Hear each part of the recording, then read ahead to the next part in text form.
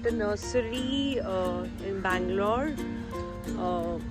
Very pretty nursery. In fact, Bangalore hosts India's biggest nurseries with some very pretty plant. So I'm taking you guys through a journey of one of the nurseries. We've come to pick up some plants for our garden.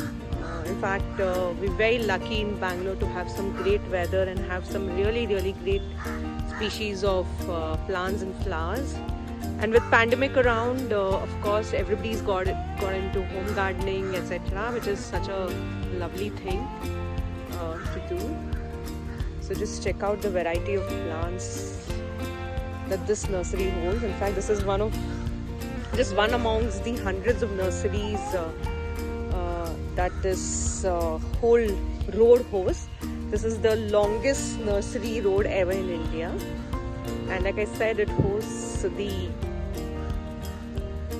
biggest nursery in India, the city of Bangalore, and that's why I think the city of Bangalore is called the Garden City, for a lot of greenery that it has. Though over the years the greenery is kind of come down because of a lot of construction and of course a lot of urbanization and a lot of people coming to Bangalore and making it their homes.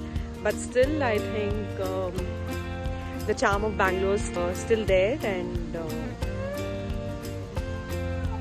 we love our plants, we as Bangaloreans, and are too much into this. So to a lovely morning in the nursery of Bangalore. So let me just take you around.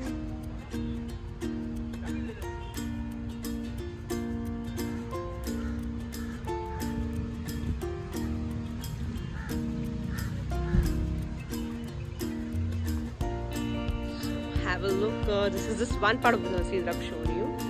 The nursery is really quite big. So if you're in Bangalore, you must visit the nurseries of Bangalore. It's one long road. Like I said, hosts hundreds of nurseries. So one of the things to do if you have your green fingers and love plants.